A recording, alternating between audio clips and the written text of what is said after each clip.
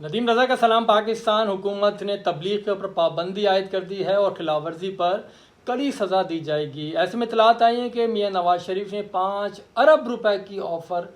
ٹھکرا دی ہے اور پاکستان میں بھی صہیونیت نظریات کے حامی افراد کی تعداد میں اضافہ دیکھا گیا ہے اور سپریم کورٹ کے ججز کے الاؤنس میں خاطر خواہ یعنی کہ لاکھوں روپے کا اضافہ کر دیا گیا ہے، ایسی وقت میں کہ جب پاکستان ایک ڈالر کو ترس رہا ہے۔ تو سب سے پہلے بات کرتے ہیں پاکستان میں صہیونیت کی تبلیغ اور صہیونی علامت کی جو نمائش ہے اس پر پابندی عائد کر دی گئی ہے۔ پاکستان میں بھی صہیونیت نظریات کے حامی لوگوں کی کمی نہیں ہے۔ صہیونیت کی ذہنیت و نظریات اس وقت دنیا بھر میں عام ہیں۔ صہیونیت کی کتابوں میں لکھا ہے جو آپ سے اتفاق نہ کرے اسے قتل کر دو، اور اسی نظریے کے تحت یہ غزہ میں اور لبنان کے اندر لوگوں کا قتل عام کر رہے ہیں، ان کی نسل کشی کی جا رہی ہے۔ اور دنیا کے کسی بھی ادیان میں، کسی مذہب میں ہمیں یہ نہیں ملتا کہ ایک شخص کو، انسانیت کو قتل کر دیا جائے، لیکن یہاں یہ نظریہ ہمارے سامنے آ رہا ہے۔ بہرحال سینٹ کی قائمہ کمیٹی برائے داخلہ نے صہیونیت کی تبلیغ اور صہیونی علامت کی نمائش پر سزا کا بل اتفاق رائے سے منظور کیا ہے۔ مسلم لیگ نون کے سینیٹر عفنان اللہ خان نے اجلاس میں کرمنل لاء ترمیمی بل پیش کیا اور پاکستان میں صہیونیت کی تبلیغ سے معاشرے میں نفرت پیدا کرنے پر 3 سال قید اور 40,000 روپے جرمانہ عائد کیا جائے گا، اور صہیونی علامات کی نمائش سے نفرت اور بد امنی پیدا کرنے پر 2 سال قید اور 30,000 روپے جرمانہ ہوگا۔ صہیونیت کی تبلیغ اور نشان کی نمائش پر وارنٹ کے بغیر گرفتاری کی جا سکے گی، لیکن یہ بھی کہہ دیا ساتھ ساتھ یہ قابل ضمانت جرم ہوگا۔ تو یہ پاکستان میں ایک بڑی ڈیولپمنٹ ہے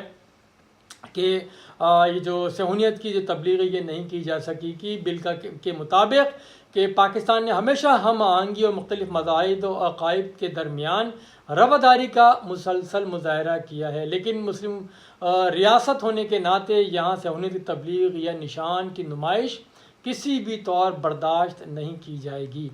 صہیونیت ایک نسلی اور مذہبی تحریک کے طور پر 1890 میں شروع ہوئی اور پھر سیاسی تحریک میں یہ تبدیل ہو گئی۔ صہیونیت کا مقصد یہودیوں کو اکٹھا کر کے ان کے لیے اسرائیل میں وطن بنانا تھا، اور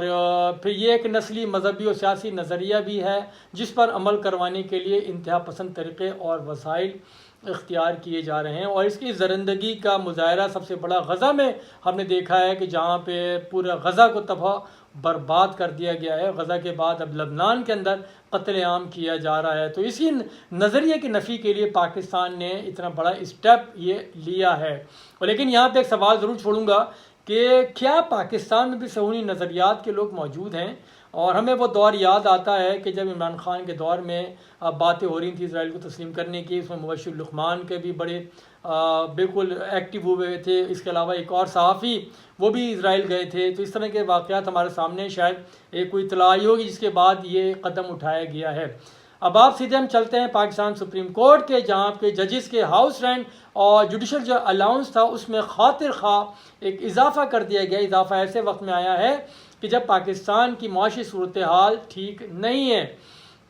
ججز کو ہاؤس رینٹ کی مد میں پہلے 68,000 روپے ملا کرتے تھے، اسے بڑھا کر 3,50,000 کر دیا گیا۔ اب اس کا حساب لگا لیں کہ کتنا گنا اضافہ اس میں کیا گیا ہے۔ اس طرح سے سپریم کورٹ کا ججز کا جو جوڈیشل الاؤنس تھا وہ 3,42,000 سے بڑھا کر 10,90,000 کر دیا گیا۔ یہ فگر میں دوبارہ بتا دوں کہ 3,42,000 سے بڑھا کے 10,90,000 الاؤنس کر دیا گیا ہے،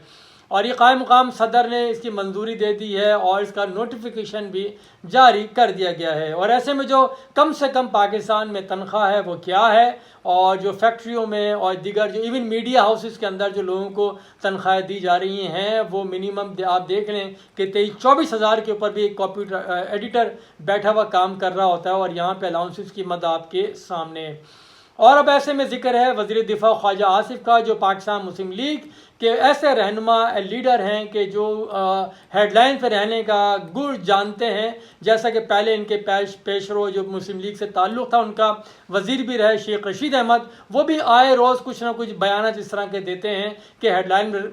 میں رہتے ہیں، لیکن اب بیچارے کو سب نے ایک طرف کر دیا، وہ صرف محدود رہ گئے ہیں، 1-2 منٹ کی ویڈیو بنا کے کبھی کسی ڈھابے پہ، کبھی کسی فارم ہاؤس پہ، کبھی گھوڑے پہ یا کہیں اور، وہ والی ویڈیو خیر دوسرے اور لوگ شائع کرتے ہیں ان کی بہرحال۔ لیکن یہاں یہ واضح کر دوں کہ اپنی وزارت سے متعلق خواجہ آصف کبھی بھی کوئی اس طرح کا اسٹیٹمنٹ نہیں دیتے ہیں کہ جو ہیڈ لائنز کی زینت بنے یا کوئی ایسی بات دیں جو پاکستان نے کچھ کیا ہو، لیکن ہاں اس کے علاوہ جو ان کا کام نہیں ہے، جو ان کی وزارت نہیں ہے، کیونکہ جو گورنمنٹ کی ترجمانی کرتا ہے وزیر اطلاعات کیا کرتا ہے، لیکن وزیر دفاع ہر وقت کوئی نہ کوئی اسٹیٹمنٹ دے دیا کرتے ہیں یہاں پہ۔ لیکن میں اب جو ان کا لیٹسٹ اسٹیٹمنٹ آیا خواجہ آصف کا، کہتے ہیں کہ بعض افراد امریکہ سے کال کا انتظار کر رہے ہیں کہ بانی پی ٹی آئی کو تحریک انصاف کے فوری حوالے کر دیا جائے گا کہ جیسے ہی کال آتی ہے امریکہ کے جو نو منتخب صدر ہیں ڈونلڈ ٹرمپ کی۔ اور پھر اسی طرح سے وہ کہہ رہے ہیں کہ بعض افراد کا کہنا یہ ہے کہ پاکستان جو کال آئے گی عمران خان کی رہائی سے متعلق، اس سے انکار کی جرت بھی نہیں کر سکتا۔ تو یہاں پہ پھر خواجہ آصف نے کہنا شروع کیا کہ ماضی میں پھر چلے گئے، یہاں سے فوری جمپ لگائی ہے، وہ ایٹمی دھماکے والی جمپ لگائی۔ کہتے ہیں نواز شریف کو بھی کال آئی تھی، انہوں نے 5 ارب روپے کی آفر ان کو کی گئی تھی، $5 ارب کی آفر کی گئی تھی جو انہوں نے ٹھکرا دی، اور نواز شریف انکار کر دیا اور ایٹمی دھماکہ کر کے دنیا کو حیران بھی اور پھر پریشان بھی کر دیا۔ لیکن وہ الگ بات ہے پاکستان پر پابندیاں لگی ہیں، اور اس کے بعد جو کچھ ہوا ہے وہ ہمارے سامنے ہے کہ ہم بار بار IMF کے پاس جاتے رہتے ہیں۔ یہ خواجہ آصف نے کہا، یہ میں کہہ رہا ہوں۔ پھر خواجہ آصف کہتے ہیں پرویز مشرف کو کال آئی تھی تو وہ لیٹ گئے اور جو حکم ملا تھا اس سے زیادہ پر بھی راضی ہو گئے، یعنی کہ ان کا اشارہ تھا عامر ڈکٹیٹر کی طرف کہ انہوں نے کس طرح کیا اور نواز شریف میدان میں ڈٹ گئے۔ خواجہ آصف نے کہا کہ 9/11 والی جنگ بند ہو چکی ہے، افغانستان میں امن ہے اور پاکستان آج بھی اس کے نتائج اور دہشت گردی کی شکل میں بھگت رہا ہے۔ انہوں نے یہ بیان دینے والے نواز شریف نے انکار کیا تو اس کے ساتھ تھے، اور مشرف نے ہتھیار ڈالے تو اس کے ساتھ تھے۔ تو آپ بھی اپنی یہ جو ادائیں ہیں، یعنی تحریک انصاف کو کہتے ہیں، اپنی اداؤں پہ غور کریں، اگر غرض نہیں تو پھر اس کی شکایت کریں۔ عجیب و غریب یعنی ٹون انہوں نے استعمال کی ہے خواجہ آصف نے، تو یہ ہماری پاکستان کی سیاست کا کمال مہارت ہے کہ اپنا کام کریں گے نہیں اور دوسرے کو اس کا کام کرنے دیں گے نہیں۔ جس بارے میں پوچھا نہیں جاتا اس کا جواب دیتے ہیں، جس بارے میں پوچھا جاتا ہے تو اس کو گول کر دیتے ہیں۔ تو غور کیجئے گا آپ بھی۔ پھر بہت شکریہ، خدا حافظ۔